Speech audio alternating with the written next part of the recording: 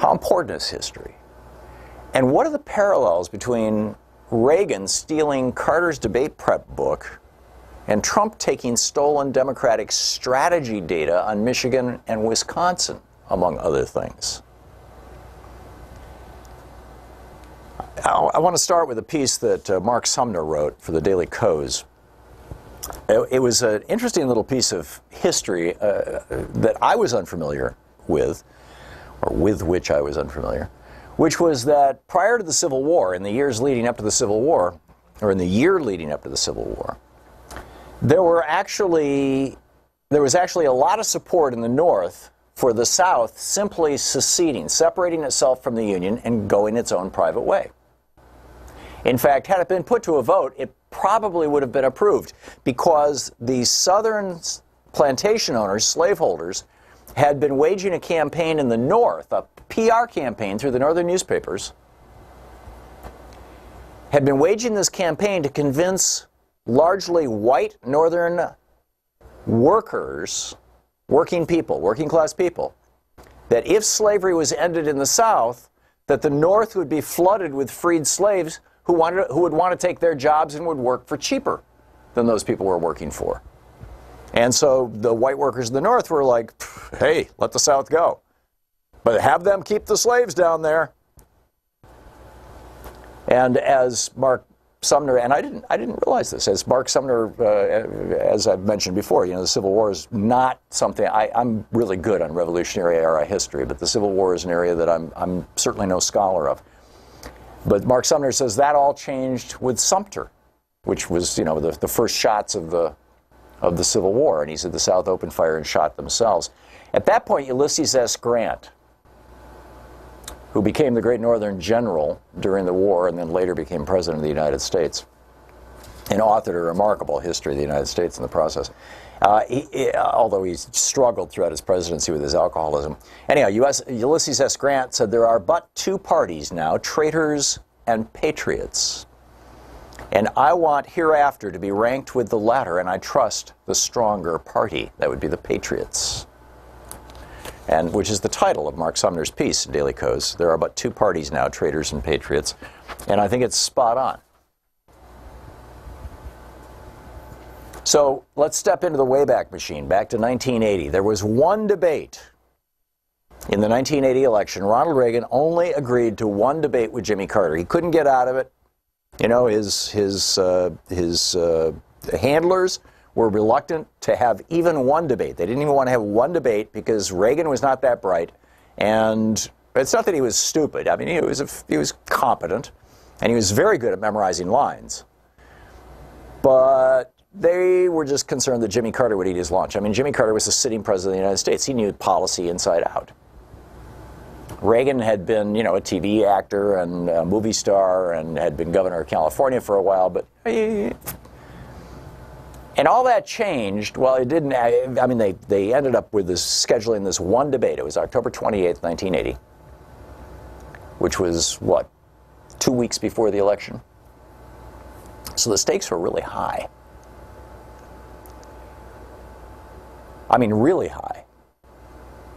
The Republicans were scared to death. Carter was going to negotiate peace with Iran. And so all this was going on. So what happens? Somebody stole Carter's debate prep and gave it to Reagan. Now, there's a whole huge debate about who did it and how it happened. And, whether was it David Stockman? Was it Bill Casey, who Reagan later made head of the CIA? All this kind of stuff.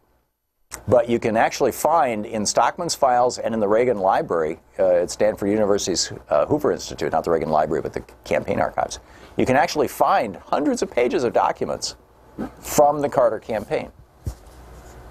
And there are those who argue, and continue to argue to this day, that one of the reasons why Reagan did so well in that debate and ultimately went on to beat Jimmy Carter in the election, because on the day of the debate, there was an 11-point undecided, which could have swung in either direction and could have given the election to Carter as well as to Reagan, that on the day of that debate, that Reagan did as well as he did, basically anticipating every single argument Carter was going to make, because he had the stolen debate book. Now, the Reagan campaign kept this secret really well. David Stockman bragged about it to a local newspaper a little after the fact, but it never got outside that local newspaper, and it wasn't until 1982 or 83 that this, June of 1983 actually, that this little obscure story popped up in a book that was published, titled Lawrence Barrett's book, Gambling with History, Reagan in the White House, that laid this out. So with that in mind, let's again step into the Wayback Machine, and only instead of going back to just before the elections of 1980, the Reagan election, let's go back to just before the election of Donald Trump, October 31st, 2016. I think it's really interesting. The Reagan debate was October 28th, 1980, roughly 2 weeks before the election. This is October 31st, 2016, a little less than a week before the election. And this article appeared in the New Yorker. This is not now. This was a week before Donald Trump was elected. And I quote from John Cassidy's piece.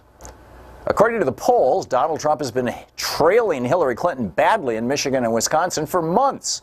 In Michigan, 2 surveys taken last week showed Clinton leading by 7 percentage points. In a third poll, the margin was 6 points. It's a similar story in Wisconsin, where the last 3 polls have shown Clinton ahead by 4 points, 6 points, and 7 points.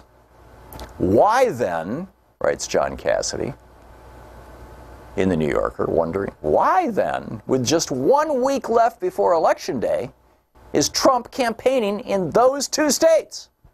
Surely he'd be better off camping out in places where the polls are closer, like Florida, Nevada, North Carolina, and Ohio. The Trump campaign, though, is operating according to its own logic or illogic. In other words, he doesn't know, the journalist, he doesn't know why Trump is campaigning in Michigan and Wisconsin when there's no way he could win those states. And even the Republican strategists don't know. Asked why, back to the article, asked why Trump scheduled 2 events in Michigan for Monday, a senior advisor to his campaign told the Detroit News, quote, "Our numbers show this race being a dead heat with Hillary really hitting the ceiling in the state," end quote. That sounded like boosterism. Keep in mind, this was written a week before the election. But Trump and his coterie aren't visiting Grand Rapids, Warren, and Eau Claire just for the fun of it. So here you have, in the New Yorker, John Cassidy wondering out loud, why is it Donald Trump is going to Michigan and Wisconsin when there's no way, according to the polls, that he could win either one of those 2 states? Was it because among the documents stolen in the DNC server hack, or the DNC hack, and by the way, the FBI didn't need the physical server. They had a clone of it. You don't need to actually look at a physical hard drive. You just get, I mean, typically this is how these investigations happen, is they clone your hard drive and off they go. But in any case, they had, quote, images of it. So, but in any case, this was deflection by Trump.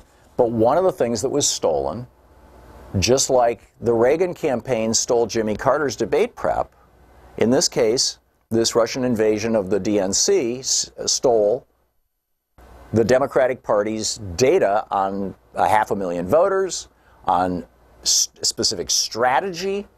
That would include arguments that are being made. I mean, all these things, right?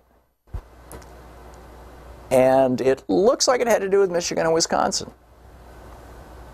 So how is this different? I mean, are we watching the Reagan playbook? And by the way, Roger Stone was back there with Ronald Reagan. Paul Manafort was back there with Ronald Reagan, helping run his campaign.